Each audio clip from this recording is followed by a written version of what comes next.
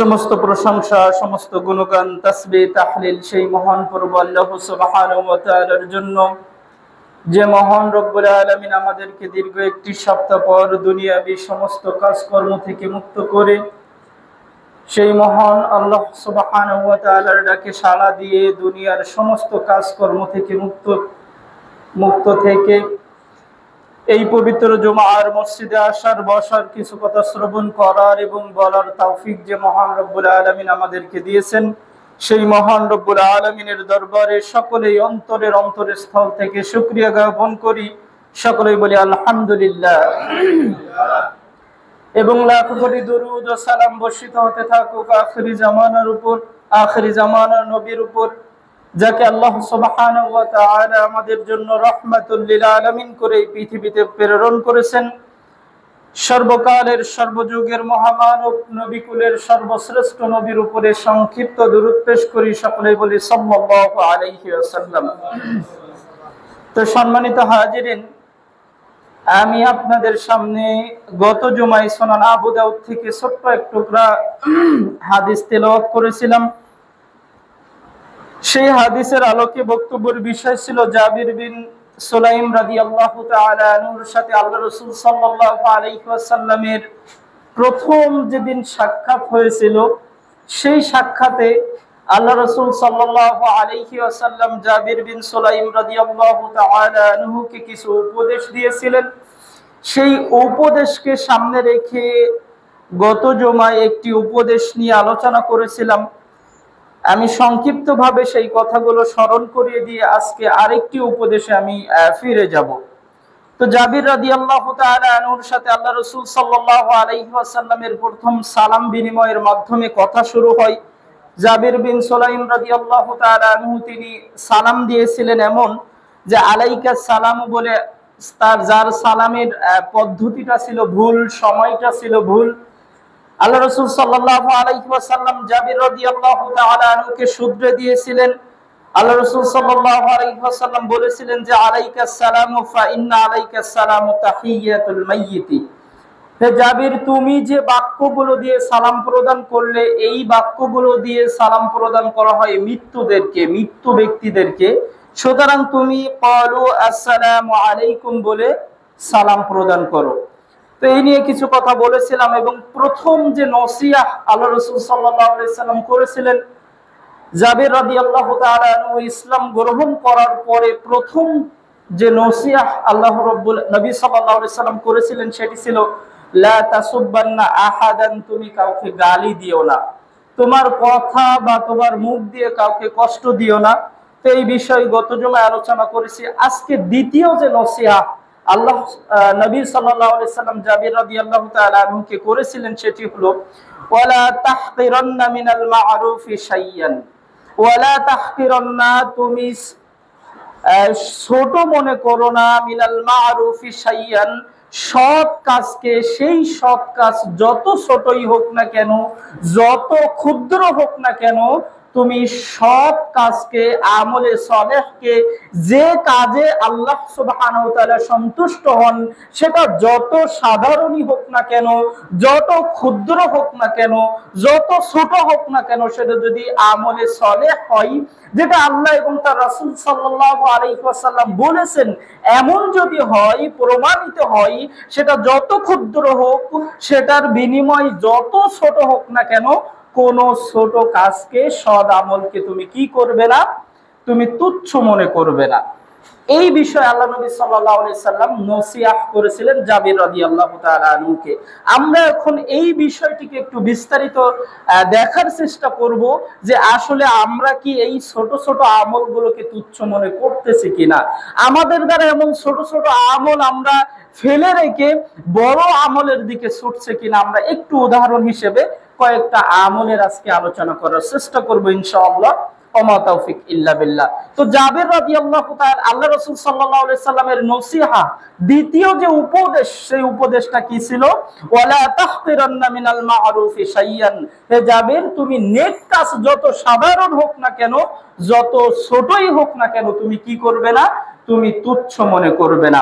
এর উদাহরণ হিসেবে যদি আমরা পেশ করতে যাই, তাহলে সর্বপ্রথম একটি হাদিস আমরা দেখতে পাবো সহিহ বুখারী। 1417 নম্বর হাদিস। আন আদি ইবনে হাতিম রাদিয়াল্লাহু তাআলা আনহু থেকে হাদিসটা বর্ণিত, ক্বালা সামি'তু রাসূলুল্লাহি সাল্লাল্লাহু আলাইহি ওয়াসাল্লাম। আদি ইবনে হাতিম রাদিয়াল্লাহু তাআলা আনহু থেকে হাদিস বর্ণিত, তিনি বলেন যে ক্বালা সামি'তু রাসূল সাল্লাল্লাহু আলাইহি ওয়াসাল্লাম, আমি রাসূল সাল্লাল্লাহু আলাইহি সাল্লামকে বলতে শুনেছি, তিনি বলেছেন, ইয়াকুলু ইত্তাকুন নারা ওয়ালাউ বিশিক্কি তামরাতিন, তোমরা এক টুকরা খেজুর হলেও সদকা করে কি করো, জাহান্নামের আগুন থেকে বাঁচার চেষ্টা করো। এক টুকরা খেজুর, একটা ফুল খেজুরও নয়, এক টুকরা খেজুর হলেও তোমরা সেই এক টুকরা খেজুর কি করো, সদকা করে জাহান্নামের আগুন থেকে বাঁচার চেষ্টা করো। তাহলে আমলটা কিন্তু ছোট্ট মনে হতে পারে, যেটা আমরা সদকা করব সেটা কিন্তু সামান্য একটা খেজুরের একটা অংশ। আল্লাহ নবী সাল্লাল্লাহু আলাইহি সাল্লাম বললেন, তোমরা সদকা করো, করে কি করো, জাহান্নামের আগুন থেকে রক্ষা করো। তাহলে যে আমলটা আমাদের কাছে কোনো ব্যাপারই মনে হয় না, আমরা চাইলেই 1-2,000, 1,000, 10,000, 100 টাকা সদকা করতে পারি, সেখানে আল্লাহ নবী সাল্লাল্লাহু আলাইহি সাল্লাম বললেন যে এক টুকরা খেজুর হলেও তোমরা সদকা করে কি করো, জাহান্নাম থেকে বাঁচার চেষ্টা করো, জাহান্নামের আগুন থেকে বাঁচো। সহিহ বুখারীতে আমরা যদি একটি হাদিস পাই, দেখি 2233 নম্বর হাদিস। আবু হুরায়রা রাদিয়াল্লাহু তাআলা আনহু থেকে হাদিসটা বর্ণিত, তিনি বলেন, নবী সাল্লাল্লাহু আলাইহি ওয়াসাল্লাম বলেছেন, যদি কোনো ব্যক্তি তার নিজের উপার্জিত হালাল সম্পদ থেকে, আল্লাহ নবী সাল্লাল্লাহু আলাইহি ওয়াসাল্লাম বলেছেন, যদি কোনো ব্যক্তি তার হালাল উপার্জন থেকে একটি খেজুর সদকা করে, যদি কোনো ব্যক্তি তার হালাল উপার্জন থেকে একটি খেজুর আল্লাহ সুবহানাহু ওয়া তাআলার রাস্তায় সদকা করে, তাহলে নবী সাল্লাল্লাহু আলাইহি ওয়াসাল্লাম বলেছেন, তার সেই সদকা, একটি খেজুর পরিমাণ সদকা বা একটি খেজুর আল্লাহ সুবহানাহু ওয়া তাআলা স্বয়ং নিজ হাত দিয়েই গ্রহণ করবেন। সুবহানাল্লাহ। শুধু তাই নয়, শুধু গ্রহণ করেই ছেড়ে দিবেন এমনটা নয়, আল্লাহ নবী সাল্লাল্লাহু আলাইহি ওয়াসাল্লাম বলেছেন যে ওই খেজুরটা নিয়ে, ওই সদকাটা নিয়ে আল্লাহ সুবহানাহু ওয়া তাআলা লালন পালন করবেন। যেমন ভাবে তোমরা পৃথিবীতে ঘোড়া লালন পালন করে থাকো, যেমন ভাবে তোমরা পৃথিবীতে উট লালন পালন করে থাকো, এইভাবে আল্লাহ সুবহানাহু ওয়া তাআলা আমার সেই একটি খেজুর পরিমাণ সদকা আল্লাহ সুবহানাহু ওয়া তাআলা লালন পালন করবেন। আমরা তো সকলেই জানি যে ঘোড়া যদি লালন পালন করা হয় তাহলে ঘোড়া বৃদ্ধি পায়, ঘোড়া বাচ্চা দেয়। উট যদি লালন পালন করা হয় তাহলে উট বাচ্চা দেয়। ঠিক আল্লাহ সুবহানাহু ওয়া তাআলা যখন আপনার আমার এই সদকা, ছোট্ট এক টুকরা দান, আমাদের উপার্জিত হালাল সম্পদ যখন আল্লাহর রাস্তায় বা অভাবী মানুষের মাঝে বিলিয়ে দেব, দান করব, আল্লাহ সুবহানাহু ওয়া তাআলা আমার ওই সম্পদটা নিয়ে, আমার ওই সদকাটা নিয়ে আল্লাহ রাব্বুল আলামিন লালন পালন করবেন। একদিন আমার আমলনামায় যুক্ত হবে পাহাড় সমান নেকি, এবং পাহাড় সমান তারও চাইতে অনেক বেশি নেকি আমার আমলনামায় আল্লাহ সুবহানাহু ওয়া তাআলা যুক্ত করে দিবেন। সুবহানাল্লাহ। এই জন্য সম্মানিত হাজিরিন, আল্লাহ নবী সাল্লাল্লাহু আলাইহি ওয়াসাল্লাম জাবির রাদিয়াল্লাহু তাআলা আনহুকে উপদেশ দিয়েছিলেন, ওয়ালা তাহকিরান্না মিনাল মা'রুফি শাইয়ান, হে জাবির, সৎ কাজ যত সাধারণ হোক না কেন, যত ক্ষুদ্রই হোক না কেন, তুমি তুচ্ছ মনে করবে না, ছোট মনে করবে না, তুমি ছেড়ে দিবে না, সেটা পালন করার চেষ্টা করবে। এখান থেকে আমাদেরও শিক্ষা নিতে হবে এটাই, যে সৎ কাজ যতই ক্ষুদ্র হোক না কেন, জানি না আমার কোন আমলে আল্লাহ সুবহানাহু ওয়া তাআলা বেশি খুশি হয়ে যান, এই জন্য ক্ষুদ্র ক্ষুদ্র কাজগুলোকে আমাদের কি করতে হবে, আমাদের না ছেড়ে দিয়ে আমল করার চেষ্টা করতে হবে। এ কারণেই আল্লাহ নবী সাল্লাল্লাহু আলাইহি সাল্লাম জাবির রাদিয়াল্লাহু তাআলা আনহুকে উপদেশ দিলেন, ওয়ালা তাহকিরান্না মিনাল মা'রুফি শাইয়ান, তুমি সৎ কাজ যত ছোটই হোক না কেন তুচ্ছ মনে করো না। নাম্বার 2 নাম্বার উদাহরণ হলো রাস্তা থেকে কষ্টদায়ক বস্তু সরিয়ে ফেলা। রাস্তা থেকে কষ্টদায়ক বস্তু সরিয়ে ফেলা ঈমানের একটি শাখা। যদিও আমাদের কাছে কিছু মনে হয় না, রাস্তায় আমরা প্রয়োজন হলে রাস্তায় আমরা কষ্টদায়ক বস্তু সরিয়ে রাখি, কিন্তু আমাদের মনে হয় না যে রাস্তা থেকে কষ্টদায়ক বস্তু সরানো কত বড় নেকির কাজ, কত বড় সওয়াবের কাজ। সহিহ মুসলিম 59 নম্বর হাদিস, আবু হুরায়রা রাদিয়াল্লাহু তাআলা আনহু থেকে বর্ণিত হাদিস, তিনি বলেন, রাসূল সাল্লাল্লাহু আলাইহি ওয়াসাল্লাম বলেছেন যে ঈমানের 70-এরও অধিক এবং বা 60-এরও অধিক শাখা, 15 শাখা রয়েছে। ঈমানের 70 বা 60 এর অধিক শাখা প্রশাখা রয়েছে। এর ভিতরে সর্বোচ্চ যে ঈমানের শাখা সেটি হলো আল্লাহ সুবহানাহু ওয়া তাআলাকে রব হিসেবে মেনে নেওয়া, লা ইলাহা ইল্লাল্লাহর উপরে দৃঢ়ভাবে বিশ্বাস রাখা। এটা হলো সর্বোচ্চ ঈমানের শাখা। আর সর্বনিম্ন সবচেয়ে ছোট ঈমানের শাখা যেটা, সেটি হলো রাস্তা থেকে কষ্টদায়ক বস্তু সরিয়ে ফেলা হলো ঈমানের একটি শাখা। কিন্তু দুঃখের বিষয় হলেও সত্য যে আমরা সেই রাস্তায় আমরা কষ্টদায়ক বস্তু সরাবো তো দূরে থাক, আমরা মানুষকে কষ্ট দেওয়ার জন্য প্ল্যান করি যে এই রাস্তাটা কিভাবে বন্ধ করা যায়, এই রাস্তা দিয়ে কিভাবে মানুষ চলাচল করার সময় কষ্ট পাই। আমরা এমন পরিকল্পনা করি, এখান থেকে আমাদের বিরত থাকতে হবে, কারণ রাস্তায় থেকে কষ্টদায়ক বস্তু সরানো হলো ঈমানের সবচেয়ে নিম্ন শাখা। আর যদি আপনি আমি সেই রাস্তায় কষ্টদায়ক বস্তু ফেলে রাখি, তাহলে আমাদের পরিণাম কি হবে? আমাদের পরিণাম কি হবে? এই জন্য সম্মানিত হাজিরিন, আমরা যদিও ছোট মনে করি, আমরা যদিও তুচ্ছ মনে করি, তারপরেও এটি অনেক বড় একটি আমল। এই জন্য আমাদের চেষ্টা করতে হবে রাস্তায় যদি কষ্টদায়ক বস্তু ফালানো থাকে, এই ভেবে আমাদেরকে সরাতে হবে যেন আমার মুসলিম ভাইয়ের কষ্ট না হয়, আমার মুসলিম ভাইয়ের যেন কষ্ট না হয়। এই জন্য আমাদেরকে সেখান থেকে সরাতে হবে। সরালে কি হবে?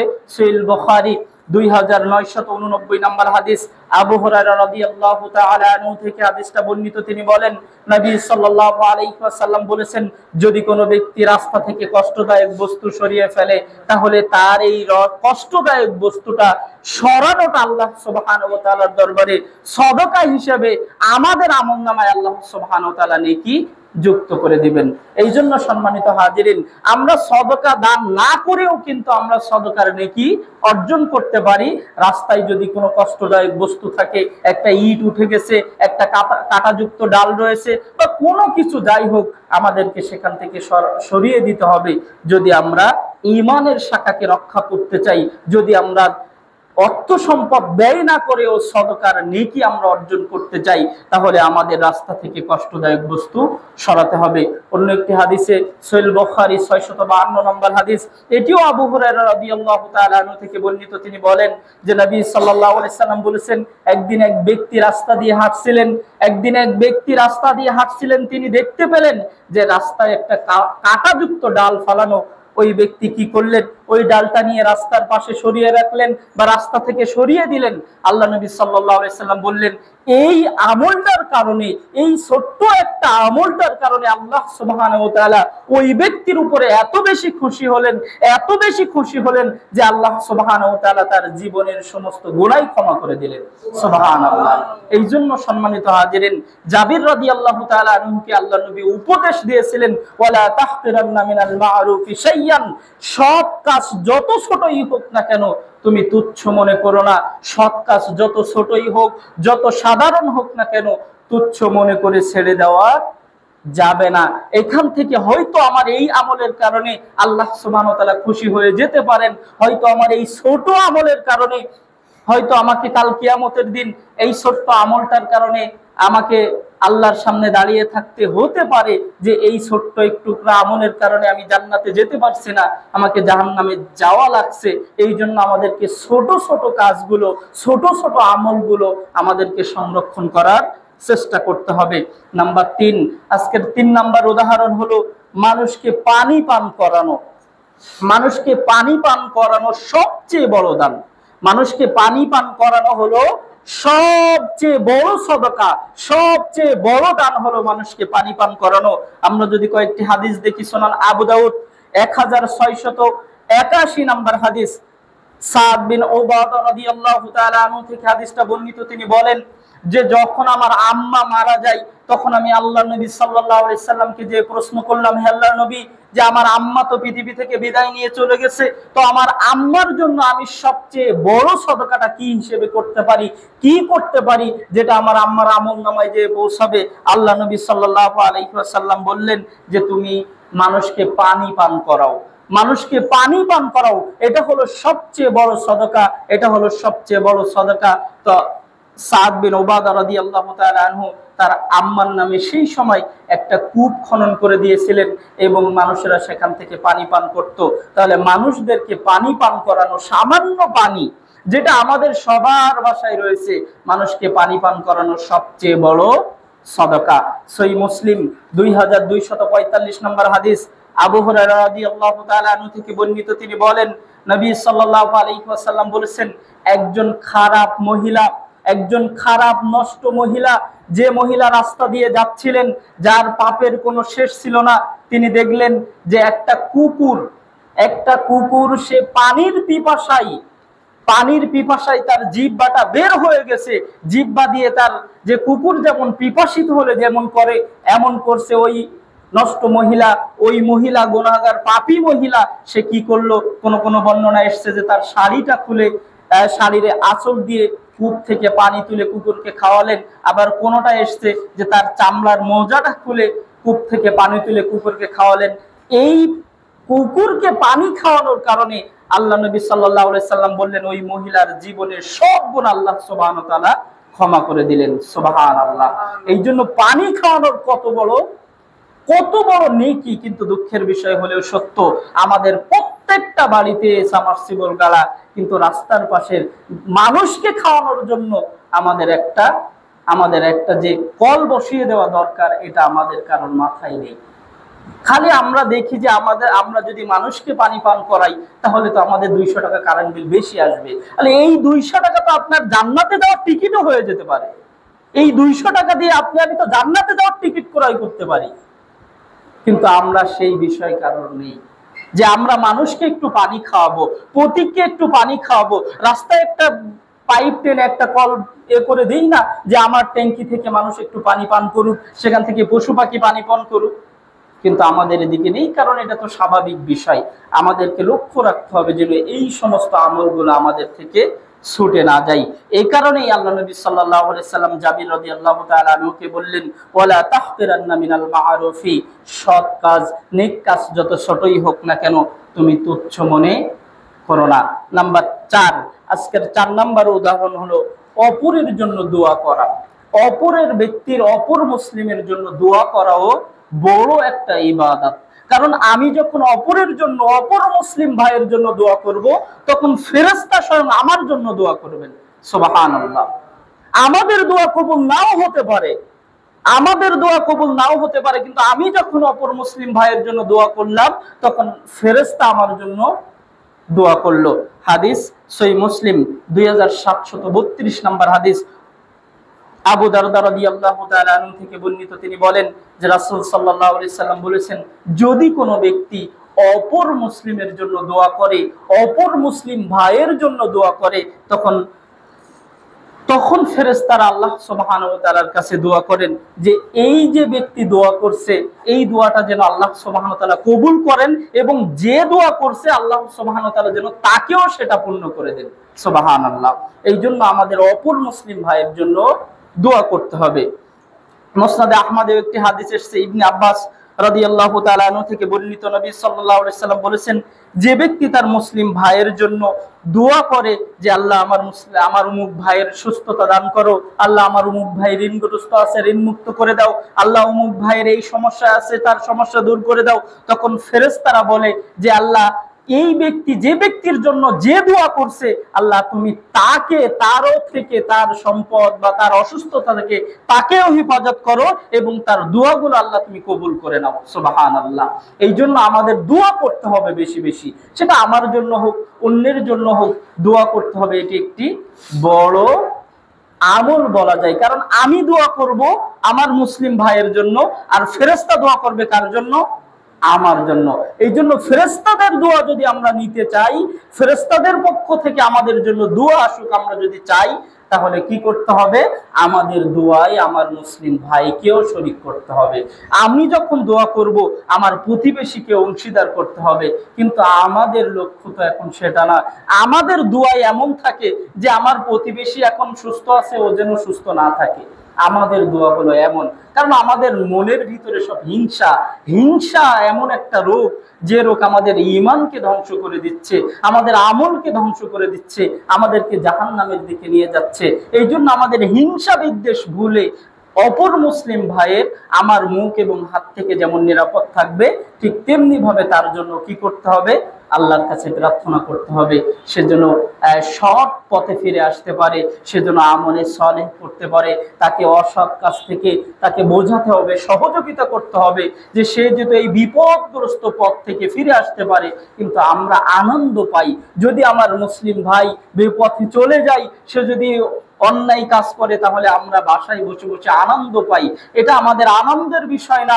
আপনার মুসলিম ভাই বিপথে যাচ্ছে, আপনার উচিত তার সেখান থেকে ভালো পথে ফিরে আনার কৌশল অবলম্বন করা, তাকে ফিরে আনা। যদি সৎ কাজ করে তাহলে আমাদের উচিত সেই সৎ কাজে সহযোগিতা করা। কিন্তু আমরা আমাদের মুখ হাত থেকে আমার মুসলিম ভাই নিরাপদ নয়, তাহলে তার সৎ কাজে আমি কিভাবে খুশি হব, তার খুশিতে কিভাবে আমি খুশি হব, তার দুঃখের সংবাদ শুনে কিভাবে আমি দুঃখিত হব। বরং আমরা কি করি, তার দুঃখের সংবাদে আমরা খুশি হই। এটাই হলো আমাদের বর্তমান সময়ের অবস্থা। এই জন্য সম্মানিত হাজিরিন, আমাদেরকে এই সমস্ত কাজগুলো আমাদের লক্ষ্য রাখতে হবে, যেন আমাদের থেকে আমাদের মুসলিম ভাইরা কি পাই, সব সময় দুয়া পাবে। আমাকে সে হিট করুক, আমাকে আমার উপরে সে অন্যায় করুক, তারপরেও আমি কি চাইবো, যে আল্লাহ যেন তার ভালো হয়, আল্লাহ যেন তার হেদায়েত দান করে, আল্লাহ সুবহানাহু ওয়া তাআলা যেন সৎ পথে তাকে ফিরে আনলে কি হবে, আমার তো লাভ। আমি যদি অন্যের জন্য ভালো চিন্তা করি তাহলে ফেরেশতারা আমার জন্য দোয়া করবে, আমার লাভ। এই জন্য আমরা নিজেরা একটু নিজেদের ভালো বুঝতে হবে। একটা আমাদের সমাজে কথা আছে যে আপন ভালো কি বোঝে, পাগলেও বোঝে। তো আমরা পাগল তো না, আমরা তো নিজেদের ভালো আরো বেশি বোঝার কথা। তাহলে আমরা নিজেদের ভালো বুঝি না, আমাদের একটু নিজেদের দিকে তাকাতে হবে। আজকে 4 নম্বর বিষয় হলো মানুষকে ভালো পরামর্শ দেওয়া, মানুষকে ভালো কথা বলা, ভালো পরামর্শ দেওয়া, ভালো কাজের দিকে মানুষকে আগ্রহ, ভালো কাজের দাওয়াত দেওয়া আর কি। সহিহ মুসলিমে 55 নম্বর হাদিস, তামিম আদ-দারি রাহিমাহুল্লাহ হাদিসটা বর্ণিত। তিনি বলেন যে নবী সাল্লাল্লাহু আলাইহি সাল্লাম বলেছেন যে দিন হলো নসিহা। 3 বার বললেন যে দিন হলো নসিহা, দিন হলো নসিহা, দিন হলো নসিহা। সাহাবীরা প্রশ্ন করলেন, হে আল্লাহর নবী, দিন কাদের জন্য নসিহা? এই ইসলাম, এই দিন কাদের জন্য নসিহা? নবী সাল্লাল্লাহু আলাইহি সাল্লাম বললেন আল্লাহ সুবহানাহু ওয়া তাআলার জন্য নসিহা। 2 নম্বরে বললেন যে তার যে কিতাবের জন্য নসিহা। 3 নম্বর বললেন যে রাসূলের জন্য নসিহা। 4 নম্বর যেটা বললেন যে মুসলিম শাসকগণের জন্য নসিহা। 5 নম্বর হলো সাধারণ মুসলিমগণের জন্য নসিহা। তো আমরা সাধারণ মুসলিমগণের জন্য নসিহা বলতে কি বুঝিয়েছে? সাধারণ মুসলিমদের জন্য নসিহা বলতে বুঝিয়েছে যে এখানে অন্যের কল্যাণ কামনা করা, অন্য কেউ যদি সৎ কাজ করে তাহলে তার সেই সৎ কাজে সহযোগিতা করা, অন্যায় কাজ থেকে তাকে বুঝে ফিরিয়ে নিয়ে আসা, মন্দ কাজ থেকে বারণ করা, অর্থাৎ সৎ কাজের আদেশ এবং অসৎ কাজের নিষেধ করা। এগুলো হলো মুসলিম জনসাধারণের জন্য দিন হলো নসিহা। এই জন্য আমাদের এই নসিহার কাজটা করতে হবে, ভালো পরামর্শ তাকে দিতে হবে, সৎ কাজের আদেশ দিতে হবে, অসৎ কাজ থেকে নিষেধ করতে হবে, তার কল্যাণ কামনা করতে হবে। গত বিষয়টাকে নিয়ে যেটা বলেছি, অন্য একটি হাদিসে আল্লাহ নবী বলছেন সহিহ মুসলিমের 2162 নম্বর হাদিস, নবী সাল্লাল্লাহু আলাইহি ওয়াসাল্লাম বলেন যে একজন মুসলিমের উপর অপর মুসলিমের 6টি হক রয়েছে। একজন মুসলিম সে যেই হোক না কেন, একজন মুসলিমের উপর অপর মুসলিমের 6টি অধিকার রয়েছে। এর ভিতরে একটা হলো যখন কোনো মুসলিম পরামর্শ চাইবে, যখন ভালো কাজের দিকে আপনার কাছে বা আমার কাছে পরামর্শ নিতে আসবে, তাকে আমি যদি পরামর্শ দিই তাহলে তাকে সুপরামর্শ দেওয়া, এটা আমার উপর তার অধিকার। সবাই স্বয়ং সম্পূর্ণ নয়, আমার কাছে পরামর্শের জন্য আসতে পারে, আপনার কাছে আমার প্রয়োজন হতে পারে। তো আমরা যদি এমন হই তাহলে আমাদের কি করতে হবে? মানুষকে ভালো পরামর্শ দিতে হবে। এটা একটি সওয়াবের কাজ, এটা একটি নেকির কাজ। এই জন্য আমাদের কি করতে হবে? এটি ক্ষুদ্র হলেও আমরা যদি তাদেরকে সুপরামর্শ না দিতে পারি তাহলে কমপক্ষে আমরা খারাপ পরামর্শ তাদেরকে দিব না, কল্যাণের দিকে আহ্বান করব, সৎ কাজের আদেশ দিব, অসৎ কাজ থেকে বাধা প্রদান করবো। আল্লাহ সুবহানাহু ওয়া তাআলা যেন আমাদের তৌফিক দান করেন, আল্লাহুম্মা আমিন। 5 নাম্বার হলো যে পথ হারা মানুষকে পথ দেখানো বড় একটি আমলের কাজ। পথ হারা মানুষকে পথ দেখানো একটা বড় নেকির কাজ। সুনান তিরমিজি 1956 নম্বর হাদিস, আবু যার রাদিয়াল্লাহু তাআলা আনহু থেকে বর্ণিত। তিনি বলেন যে রাসূল সাল্লাল্লাহু আলাইহি ওয়াসাল্লাম বলেছেন যে তোমাদের ভাইয়ের সাথে তোমরা কি করো? হাসি মুখে কথা বলো। 2 নম্বর হলো সৎ কাজের আদেশ দাও, অসৎ কাজ থেকে বাধা প্রদান করো। 3 নম্বর হলো যদি পথ হারা ব্যক্তি পথের সন্ধান চায় তাহলে তুমি তাকে কি করো, সঠিক রাস্তাটা তাকে দেখিয়ে দাও। এটা আল্লাহ নবী সাল্লাল্লাহু আলাইহি সাল্লামের আমাদের আদেশ করেছেন। সুনান তিরমিজি 1957 নম্বর হাদিস বারা ইবনে আজিব রাদিয়াল্লাহু তাআলা আনহু থেকে বর্ণিত, তিনি বলেন যে নবী সাল্লাল্লাহু আলাইহি ওয়াসাল্লাম বলেন, যে পথ হারিয়ে ফেলে মানুষের পথ হারিয়ে ফেলে বা মানুষের পথের সন্ধান দেয়, সে একটি গোলাম আজাদ করার যে নেকি, সে সেই নেকি তার আমলনামায় যুক্ত করলো। সুবহানাল্লাহ। একটা গোলাম, এখন তো আমাদের গোলাম নেই, গোলাম আজাদ করার সুযোগ নেই, তো একজন ব্যক্তি পথিক, সে রাস্তা চিনে না, তাকে যদি আমরা রাস্তা চিনিয়ে দেই, সঠিক রাস্তা, যে এইভাবেই গেলে তোমার জন্য সহজ হবে, রাস্তা সহজ হবে, তো আমরা যদি এমন শুধুমাত্র এতটুকু উপকার তার করি, তাহলে আল্লাহ নবী সাল্লাল্লাহু আলাইহি সাল্লাম বলেছেন যে ওই ব্যক্তি কি করলো, একটা গোলাম আজাদ করার যে নেকি, সে ওই ব্যক্তি এই গোলাম আজাদ করার যে নেকি, এই নেকির মালিক সে হয়ে যাবে। এই জন্য আমাদের চেষ্টা করতে হবে যে মানুষ যদি পথ হারা মানুষ পাই, সবসময় পাওয়া যাবে না, যদি পাই তাহলে তাকে সঠিক রাস্তাটা দেখিয়ে দেওয়া। এরপরে আমরা আরেকটি ছোট আমলের কথা বলতে পারি, যেটা আমরা সকলেই প্রায় তুচ্ছ মনে করি, সেটি হলো দাঁড়িয়ে পানি পান করা। দাঁড়িয়ে পানি পান করা সহিহ মুসলিম 5170 নম্বর হাদিস আনাস রাদিয়াল্লাহু তাআলা আনহু থেকে বর্ণিত, তিনি বলেন রাসূল সাল্লাল্লাহু আলাইহি ওয়াসাল্লাম বলেছেন, তোমাদের কেউ যেন এমন না হয় যে তোমরা দাঁড়িয়ে পানি পান করছো, কেউ যেন এমন না হয় যে তোমরা কি করছো, দাঁড়িয়ে পান করছো। সহিহ মুসলিম 2026 নম্বর হাদিস রাসূল সাল্লাল্লাহু আলাইহি ওয়াসাল্লাম বলেছেন, যদি কোনো ব্যক্তি দাঁড়িয়ে ভুল করেও পানি পান করে ফেলে, সে যেন বমি করে বের করে দেয়। কত কঠিন, সেজন্য কি করে, বমি করে পানি বের করে দেয়।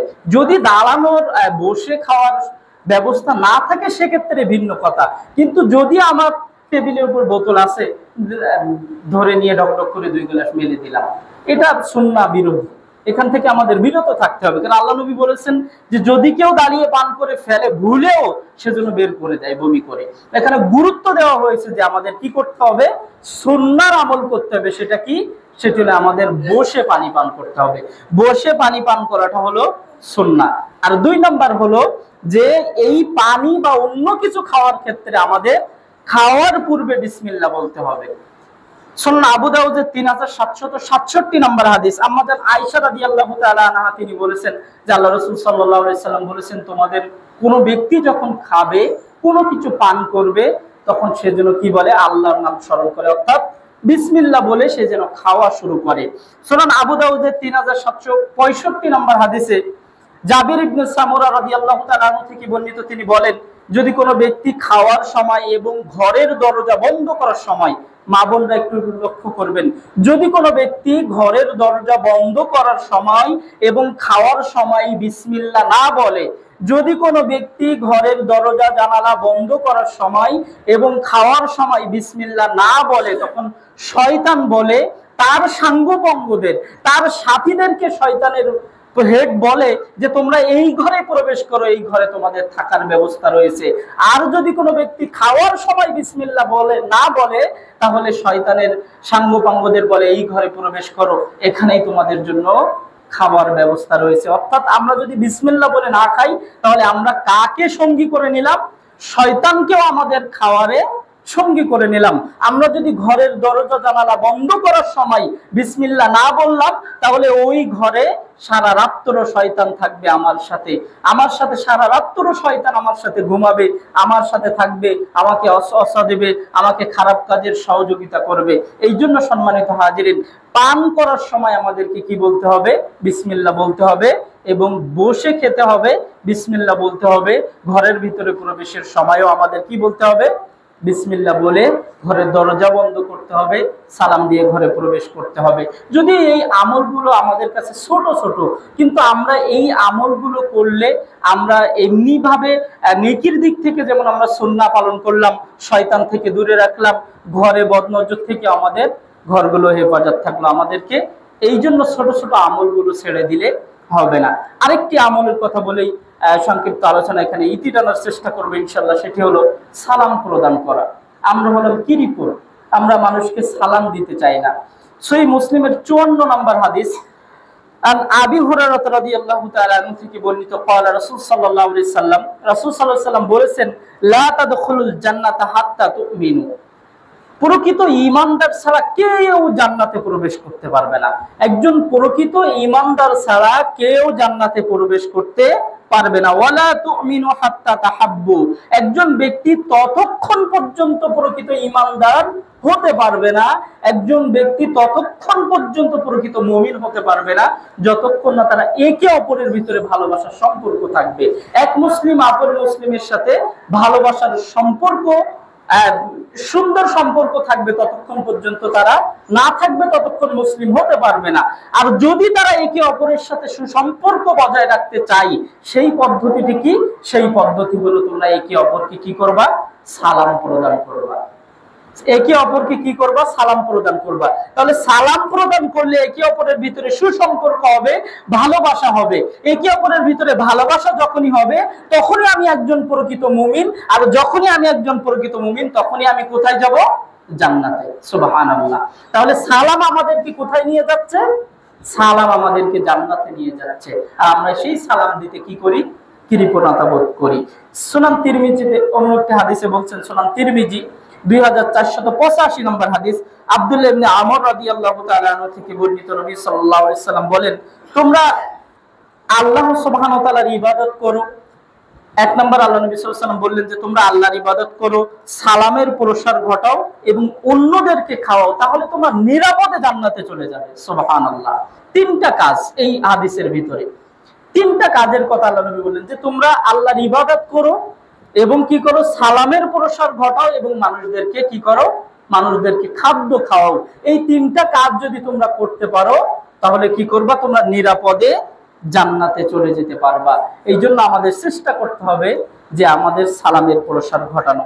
সালামের প্রসার ঘটালে কি হবে? সুনান তিরমিজি 2694 নম্বর হাদিস, আবু উমামা রাদিয়াল্লাহু তাআলা আনহু থেকে বর্ণিত, রাসূল সাল্লাল্লাহু আলাইহি ওয়াসাল্লাম বলেন, যে ব্যক্তি আগে সালাম দিবে ওই ব্যক্তি হলো আল্লাহ সুবহানাহু ওয়া তাআলার সবচেয়ে নিকটে। ওই ব্যক্তি কাদের নিকটে? কার নিকটে? আল্লাহ সুবহানাহু ওয়া তাআলার সবচেয়ে নিকটে হলো ওই ব্যক্তি যে আগে সালাম প্রদান করবে।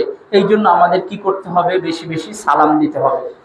এই সুনান তিরমিজির 2727 নম্বর হাদিস, বারা ইবনে আজিব রাদিয়াল্লাহু তাআলা আনহু থেকে বর্ণিত, রাসূল সাল্লাল্লাহু আলাইহি ওয়াসাল্লাম বলেছেন, যদি কোনো দুই মুসলিম মুসাফা করে, সালাম বিনিময়ের পরে কি করে? মুসাফা করে, তাহলে তারা দুইজন পৃথক হওয়ার আগেই আল্লাহ সুবহানাহু ওয়া তাআলা তাদের দুইজনের সকল সগীরা গুনাহ আল্লাহ রাব্বুল আলামিন ক্ষমা করে দেবেন। সুবহানাল্লাহ।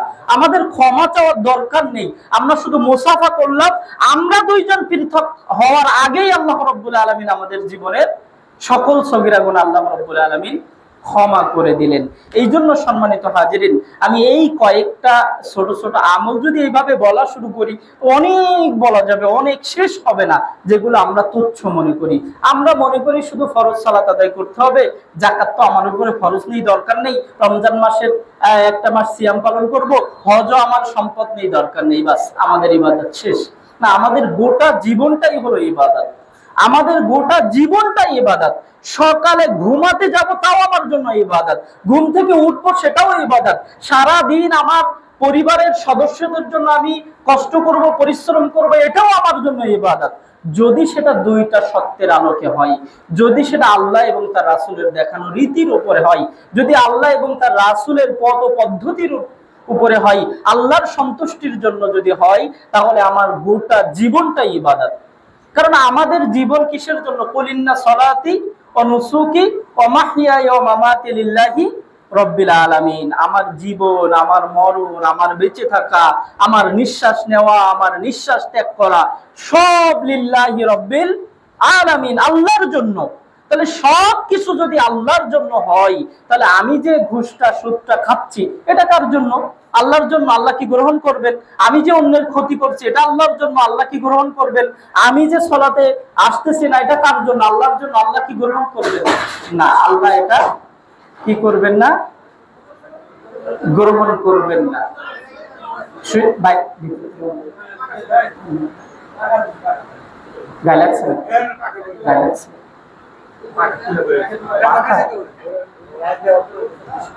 লাইন বসেন। তো সবকিছু যদি আল্লাহর জন্য হয়, তাহলে আমার এই খারাপ কাজগুলো, আমার এই ইবাদত না করাগুলো আল্লাহ কিন্তু গ্রহণ করবে না। কারণ আল্লাহর একটা নামই রয়েছে কুদ্দুস, মহাপবিত্র। তাহলে আমার আমলগুলো কি হতে হবে? পবিত্র হতে হবে। আমার আমলগুলো হতে হবে আল্লাহর সন্তুষ্টির জন্য, আমার কাজগুলো হতে হবে আল্লাহর সন্তুষ্টির জন্য এবং নবী সাল্লাল্লাহু আলাইহি সাল্লামের দেখানো পথ ও পদ্ধতি অনুযায়ী। তাহলে আমাদের গোটা জীবনটা ইবাদতে ভরে যাবে। আমি যদি পানি পান করার সময় বিসমিল্লাহ বলি, আমি যদি বসে পান করি, আমি যদি অন্যের জন্য দোয়া করি, আমি যদি আমার স্ত্রী ও সন্তানের জন্য আয় করি, তাহলে সব আমার নেকি কারণ হবে, জান্নাতে যাওয়া আমার জন্য সহজ হবে। কারণ আমাদের লক্ষ্য তো একটাই, আমাদের সকলের লক্ষ্য যে আমরা কোথায় যেতে চাই? কোথায় যেতে চাই বলেন? জান্নাতে যেতে চাই। আমরা সবাই জান্নাতে যেতে চাই। তাহলে জান্নাতে যেতে হলে আমাদের যে কাজগুলো, সেই কাজগুলো আমাদের করতে হবে। সেটা হলো, আমাদের সৃষ্টি করা হয়েছে ওমা খলাকতুল জিন্না ওয়াল ইনসা ইল্লা লিয়াবুদুন। আমাদের সৃষ্টি করা হয়েছে ইবাদত করার জন্য, আল্লাহর জন্য। নাকি ইবাদত আমরা আল্লাহর জন্য না, আমাদের আমাদের আল্লাহ, আমরা সারা পৃথিবীর মানুষ ইবাদত না করলেও আল্লাহর কোনো যায় আসবে না। আল্লাহকে যদি আমরা সারা পৃথিবীর মানুষ না ডাকি, আল্লাহর কোনো কিছু যায় আসবে না। তারপরেও আল্লাহ আমাদের রিজিক দিয়ে যাবেন, তারপরেও আল্লাহ আমাদের রহম করে যাবেন। অমুসলিমদের কি করছে না? ইহুদি খ্রিস্টান যারা আল্লাহর মোটেও বিশ্বাস করে না, তাদেরকে তো আল্লাহ রিজিক দিচ্ছে। তাহলে আমরা আল্লাহর রিজিক খেয়ে আল্লাহর দুনিয়ায় থেকে স্রষ্টা একমাত্র তিনি, রব একমাত্র তিনি, স্বীকারোক্তি আমরা সেটাই দিয়েছি যে আলাস্তু বিরব্বিকুম, আমি কি তোমাদের প্রভু নয়? রুহের জগতে আমরা সকলে বলেছি ক্বালু বালা, হ্যাঁ আপনি আমাদের প্রভু। দুনিয়াতেও স্বীকারোক্তি দিলাম লা ইলাহা ইল্লাল্লাহ, যে আল্লাহ আপনি ছাড়া কোনো রব নেই, আপনি ছাড়া কোনো বিধানদাতা নেই, আপনি ছাড়া কোনো রিজিকদাতা নেই, আপনিই সব। তাহলে সেই রবের আদেশ এবং নিষেধগুলো আমরা কেন পালন করতে পারবো না? আমাদের জীবনটাকে আমরা সাজাই, আমাদের জীবনটাকে আমরা ইবাদত দিয়ে সাজাতে পারি। আমাদের জীবনটাকে আমরা ইবাদতের মাধ্যমে সাজিয়ে আমরা জান্নাতের দিকে আমাদের রাস্তাটা, আমাদের চলাচলটা আমরা জান্নাতের রাস্তায় নিয়ে যেতে পারি। আল্লাহ সুবহানাহু ওয়া তাআলা যেন আমাদের সকলকে আল্লাহ রাসূল সাল্লাল্লাহু আলাইহি সাল্লামের যে দ্বিতীয় উপদেশ, জাবির রাদিয়াল্লাহু তাআলা আনহুকে যে উপদেশ তিনি করেছিলেন, যে সৎ কাজ যত ছোটই হোক না কেন কি করবে না? তুচ্ছ মনে করবে না। এই জন্য ছোট ছোট কাজগুলো আমাদের হেফাজত করতে হবে। বড় বড় কাজের পাশাপাশি আমাদের ছোট ছোট কাজগুলো কি করতে হবে? হেফাজত করতে হবে। আল্লাহ রাব্বুল আলামিন যেন আল্লাহ রাসূল সাল্লাল্লাহু আলাইহি সাল্লামের এই উপদেশ জাবির রাদিয়াল্লাহু তাআলা আনহুকে দিয়েছিলেন।